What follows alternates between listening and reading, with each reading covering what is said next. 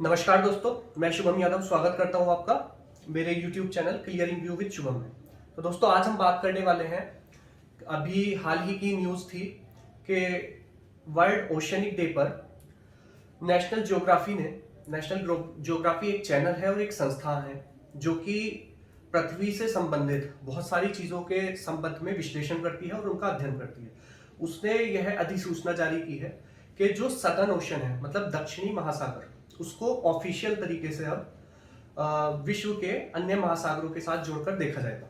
तो दोस्तों पहले जो अभी तक जितने भी ऑफिशियल महासागर हैं वो टोटल 4 हुआ करते थे। जितनी भी बुक्स रहती हैं उसमें कुछ कुछ बुक्स में दे दिया है कि दक्षिणी महासागर को भी, लेकिन अभी मोस्टली जितने एटलस छपते हैं उनमें ये वाला जो पार्ट है पृथ्वी के गोलार्ध के सबसे नीचे का, तो ये जो सदर्न ओशन का पार्ट है ये शो नहीं हुआ करता था। सिर्फ 4 महत्वपूर्ण ओशनों के बारे में ही बात हुआ करती थी। सबसे बड़ा जो ओशन है पैसिफिक ओशन, प्रशांत महासागर, ये वाला।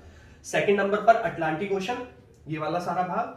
तीसरे नंबर पर इंडियन ओशन, भारत के जस्ट नीचे वाला ये पार्ट। और चौथे नंबर पर आर्कटिक ओशन जो सबसे ऊपर है।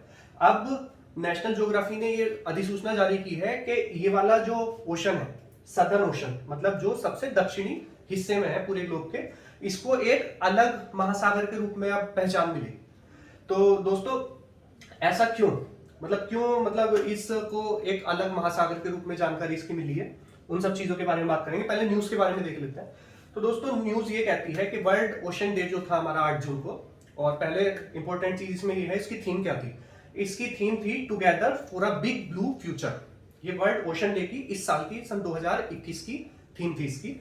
तो इसमें ये बोला गया है कि जो इसके प्रवक्ता है एलेक्स टेट, इन्होंने ये अधिसूचना जारी की है कि अभी तक क्या था कि इस ओशन के लिए, मतलब सन 2000 से ही, मतलब इसके बारे में बात चलती हुई आ रही है कि इसको डिफरेंट ओशन दे। हालांकि बहुत सारी प्रतियोगी परीक्षाओं में इसके बारे में पूछा भी गया है हाल फिलहाल में कि सदर्न ओशन है वो किसको बोलते हैं या फिर दक्षिणी ओशन किसको बोलते हैं, और महत्व क्या है उसका, क्या क्या चीजें उसके अंडर में आती हैं।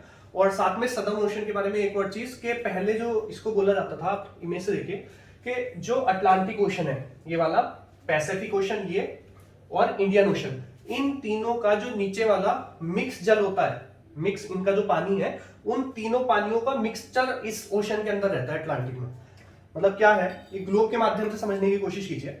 जैसे ग्लोब है, ये है अटलांटिक ओशन ग्लोब का, ये है इंडियन ओशन, भारत है हमारा यहाँ पर, और इधर है पैसिफिक ओशन। तो इन तीनों का, जब हम ग्लोब को नीचे की साइड से देखेंगे तो इन तीनों का जो इकट्ठा जल भरा हुआ रहता है इसको बोलते हैं सदर्न ओशन। ठीक है, मतलब इस तरह से आप ग्लोब को देखेंगे और ये इसकी फ्लैट इमेज है 2 डायमेंशनल, और ये 3 डायमेंशनल है ना। तो ये वाला जो नीचे का पार्ट है इसको बोला जाता है सदर्न ओशन।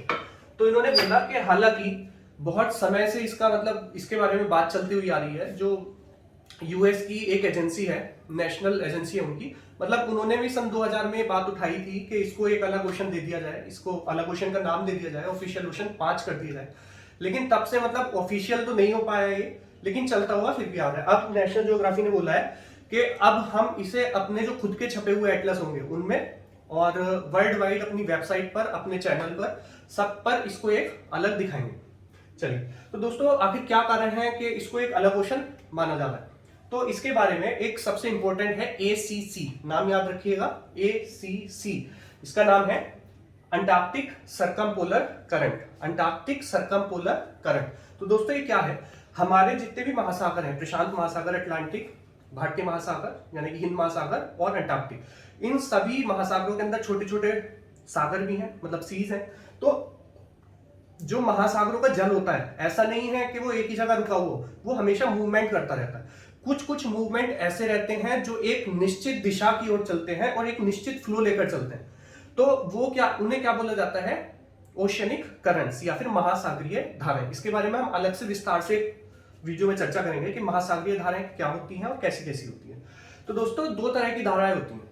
एक होती है गर्म जल धाराएं, मतलब जो गर्म पानी को एक साइड से दूसरे साइड, मतलब कुछ नहीं है इसमें। महासागरीय जलधारा को समझने का सबसे अच्छा कॉन्सेप्ट ये है कि पानी भरा हुआ है एक बीकर के अंदर, ठीक है, उसमें हमने बीच में 4-5 खाने बना दिए, एक में गर्म पानी चल रहा है, एक में ठंडा पानी चल रहा है। गर्म पानी ठंडे पानी आपस में मिक्स होते रहते हैं, तो कहीं पर ठंडी धाराएं चलती रहती हैं और कहीं पर गर्म धाराएं चलती रहती है। गर्म धाराएं कहां से चलती हैं? जहां पर 0 डिग्री मतलब पृथ्वी के जो ग्लोब के बीच से ध्रुवों की ओर जो धाराएं चलती हैं वो सारी गर्म होती है, और ध्रुवों से पृथ्वी की ओर जो धाराएं मतलब भूमध्य रेखा की ओर जो धाराएं चलती हैं वो सारी गर्म जल धाराएं होती हैं। तो ये जो है ACC, ये एक ठंडी जल धारा है। तो ये क्या किस तरह से काम करती है? ये अंटार्कटिका जो है, ये एक महाद्वीप है अंटार्कटिका, उसके चारों तरफ एक गोला सा बनाकर रखती है। मतलब इसी के चारों तरफ ये धारा चलती है और इसको एक तरह से बांध कर रखती है। तो इसीलिए इस धारा का इंपॉर्टेंट रोल हो जाता है। और इसी की वजह से क्या है कि ये जो जलधारा है ये पृथ्वी के क्लाइमेट पर, जो पूरी अर्थ का जो क्लाइमेट है, पूरे के पूरे क्लाइमेट पर इफेक्ट डालती है। कुछ उसमें कहा जाता है कि जो ये है अंटार्कटिका, अंटार्कटिका का बहुत ज्यादा महत्व है, क्योंकि इसको लंग्स और हार्ट की तरह बोला जाता है कि पंपिंग करने का काम करता है। क्योंकि आप सब जानते हैं कि ग्लोबल वार्मिंग बहुत चल रही है, तो ग्लोबल वार्मिंग को ठीक करने के लिए भी एक तरह से देखा जाए तो इसका बहुत महत्वपूर्ण रोल है। क्योंकि हमारी पृथ्वी का सबसे ज्यादा जो पानी है, मतलब जो साफ पानी है, वो अंटार्कटिका में ही पाया जाता है। तो इसीलिए अंटार्कटिका को एक अलग दृष्टि से देखने का सवाल यहां पर आ जाता है। तो दोस्तों, पहले भी जैसे कि मैंने बताया था, NOAA national oceanic and atmospheric administration जो है US का, उससे पहले भी ये बात उठी थी, लेकिन बाद में इस बात को धीमी आंच पर रख दिया गया। अब नेशनल ज्योग्राफी ने तो ये बोल दिया है, लेकिन अभी भी इसका इंटरनेशनल हाइड्रोग्राफिक ऑर्गेनाइजेशन है IHO। ये वो ऑर्गेनाइजेशन है दोस्तों जो महासागरों की सीमा तय करती है कि कौन सा महासागर कहां तक होगा, किस महासागर का क्या नाम होगा। तो वो है IHO, याद रखिएगा, IHO इंटरनेशनल हाइड्रोग्राफिक ऑर्गेनाइजेशन, यही है जो तय करती है दोस्तों। इसमें और UN क्लोज में थोड़ा सा डिफरेंस है, प्लीज कंफ्यूज मत होइएगा। UN क्लोज क्या है? एक यूनाइटेड नेशन की संधि है जो कि बताती है कि कौन सा महासागर, मतलब किस देश का किस महासागर पर कितना दायित्व है, उत्तरदायित्व किसका कितना है। लेकिन जो ये है इंटरनेशनल हाइड्रोग्राफिक ऑर्गेनाइजेशन, ये बताती है कि किस महासागर का नाम क्या होगा और उसकी सीमाएं कितनी होगी। हालांकि अभी तक रेटिफाइड नहीं किया है इसको, तो इसलिए अभी तक बिल्कुल ऑफिशियल अनाउंसमेंट तो इसकी होनी बाकी है इसके रेटिफाई करने के बाद। लेकिन चूंकि नेशनल ज्योग्राफी इतनी बड़ी संस्था ने बोल दिया तो माना ही जाएगा लगभग। तो दोस्तों, इसको कहां से बोला गया है? इसको बोला गया है कि जो ग्लोब का 60 डिग्री है, मतलब 0 डिग्री के बाद 23.5 डिग्री आ जाता है, फिर जो 60 डिग्री है, मतलब इसकी जो सीमाएं हैं, जो सदर्न ओशन होगा ये 60 डिग्री तक होगा। मतलब अगर 0 डिग्री से लेकर 60 डिग्री, मतलब 60 to 90 डिग्री के बीच में जितना भी पानी होगा वो सारा का सारा सदर्न ओशन के नाम से जाना जाएगा, मतलब इतना पार्ट। चलिए, अब दोस्तों जरूरत क्या क्या पड़ती है और ये सारे काम क्यों हुए, मेन है ये। तो चूंकि हर महासागर की अपनी कुछ खास विशेषताएं होती है ना, कहीं पर ठंडी जलधाराएं चलती हैं, कहीं गर्म जलधाराएं चलती हैं, और चूंकि इनकी विशेषताएं अलग होती हैं तो यहाँ पर पाई जाने वाली जो बायोडाइवर्सिटी है, मतलब जैव विविधता, वो भी अलग प्रकार की मिलती है। मतलब आप यहाँ के महासागर के अंदर देखेंगे तो अलग तरह की मछली जीव जंतु पाए जाएंगे, उससे नीचे देखेंगे तो अलग तरह के पाए जाएंगे, और यहाँ पर तो बिल्कुल ही अलग मिलता है ना। एक क्वेश्चन आया था पिछले साल ही कि पोलर बियर्स मतलब किस कंट्री में ज्यादा पाए जाते हैं, तो चूंकि पोलर बियर्स हैं तो मतलब साइबेरिया का नाम उसमें आ गया था कि साइबेरिया में पाए जाते हैं। तो इसी तरह से जो बायोडाइवर्सिटी होती है वो डिफरेंट रीजन की, उनके टेम्परेचर के और उनकी जो पारिस्थितिक विशेषताएं होती हैं उनके हिसाब से निर्भर करती है। और पहला तो ये हो गया कि बायोडाइवर्सिटी के लिए इसका अलग प्लान है। दूसरा एटमॉस्फेयर के लिए, मतलब जो अर्थ का पूरा क्लाइमेट है उसमें बहुत इंपॉर्टेंट रोल रहता है साफ पानी। जैसे ग्लोबल वार्मिंग बढ़ रही है तो ग्लोबल वार्मिंग बढ़ने की वजह से क्या होता है कि जितना भी साफ पानी है, मतलब पीने योग्य पानी है, जो मीठा पानी भी जिसको बोलते हैं, तो वो बहुत ही कम है। क्यों कम है? और ग्लोबल वार्मिंग की वजह से जितने भी पानी के स्रोत हैं जो कि हिमशैलों में कन्वर्ट हुए हुए रखे हुए हैं, कुछ हिमालय में पाए जाते हैं, कुछ अंटार्कटिका में पाए जाते हैं, कुछ आर्कटिक पे पाए जाते हैं, कुछ हिम और चोटियों पर पाए जाते हैं जिन्हें ग्लेशियर्स भी बोलते हैं, तो वो धीरे धीरे पिघल रहे हैं। तो इसीलिए इस पर ध्यान देने की और भी ज्यादा आवश्यकता हो जाती है। ऐसा क्यों दोस्तों? इसको अलग करने से फायदा क्या होगा?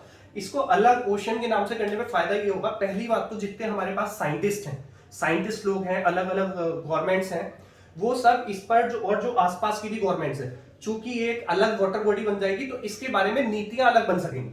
जैसे कि मान लीजिए कि प्रशांत महासागर के बारे में जो इंटरनेशनल ऑर्गेनाइजेशंस हैं उन्होंने किसी एक तरह का रूल बना रखा है। अब प्रशांत महासागर तो इतना बड़ा है, ठीक है, तो वो रूल इस इलाके के रूल के लिए थोड़ा सा डिफरेंट हो जाएगा, है ना। तो वो जो नीतियां बनेंगी पूरे प्रशांत महासागर को ध्यान में रखते हुए बनेंगी। लेकिन चूंकि यहाँ की बायोडाइवर्सिटी बिल्कुल अलग है, तो यहाँ पर अलग तरह से ध्यान देने की जरूरत है ताकि इसकी बायोडाइवर्सिटी को कंजर्व किया जा सके और साथ में इसके क्लाइमेटिक रीजन्स को भी कंजर्व किया जा सके। तो दोस्तों ये कुछ रीजन्स है जिसकी वजह से एक अलग जो ओशन है उसको प्रस्तावित किया गया है। अब दोस्तों इसमें देखते हैं क्वेश्चन किस किस तरह से फॉर्म हो सकते हैं। अब क्वेश्चन पॉइंट ऑफ व्यू से देखते हैं। सबसे पहले इसके क्वेश्चन बन सकते हैं मानचित्र से कि जो सदर्न ओशन है उसकी सीमाएं कहां कहां है, मतलब कहां से लेके कहां तक हो सकती है। ऑप्शन दे दिए जाएंगे 4, उसमें से आपको करने के लिए मिलेगा। सदर्न ओशन के आसपास मिलने वाली जितनी बायोडाइवर्सिटी है, जितने जीव जंतु हैं और यहीं के आसपास चलने वाली महासागरीय धाराएं कौन कौन सी हैं, ये डायरेक्ट क्वेश्चन पूछा जा सकता है। साथ में इसमें एक और क्वेश्चन ये पूछा जा सकता है कि वर्ल्ड ओशन डे कब मनाया जाता है। तो दोस्तों आंसर हो गया 8 जून। या फिर पूछा जा सकता है वर्ल्ड ओशन डे की थीम कौन सी होती है। तो थीम क्या थी इसकी 2021 की इस बार, together for a big blue future. अगला क्वेश्चन दोस्तों इससे पूछा जा सकता है कि ये जो एसीसी करंट है ये किस तरह का करंट है, मिश्रित करंट है, ठंडा करंट है या फिर गर्म करंट है। तो अभी मैंने बताया कि ये ठंडा करंट है। फिर साथ में एक क्वेश्चन आ सकता है कि जो महासागरों के नाम होते हैं और जो उनकी सीमाएं होती हैं वो कौन सी ऑर्गेनाइजेशन तय करती है। तो दोस्तों उसका आंसर होगा IHO, इंटरनेशनल हाइड्रोग्राफिक ऑर्गेनाइजेशन। ऐसा भी क्वेश्चन पूछा जा सकता है थोड़े छोटे एग्जामिनेशंस में कि अभी फिलहाल विश्व में कुल कितने महासागर हैं। तो उसका आंसर होगा अब 5 हो जाएंगे, जबकि IHO इसको रेक्टिफाई कर देंगे। तो दोस्तों इस तरह के क्वेश्चन फॉर्म हो सकते हैं और साथ में जानकारी है आपके लिए। तो पसंद आए तो दोस्तों आगे बढ़ाइएगा। Thank you. जय हिंद, जय भारत।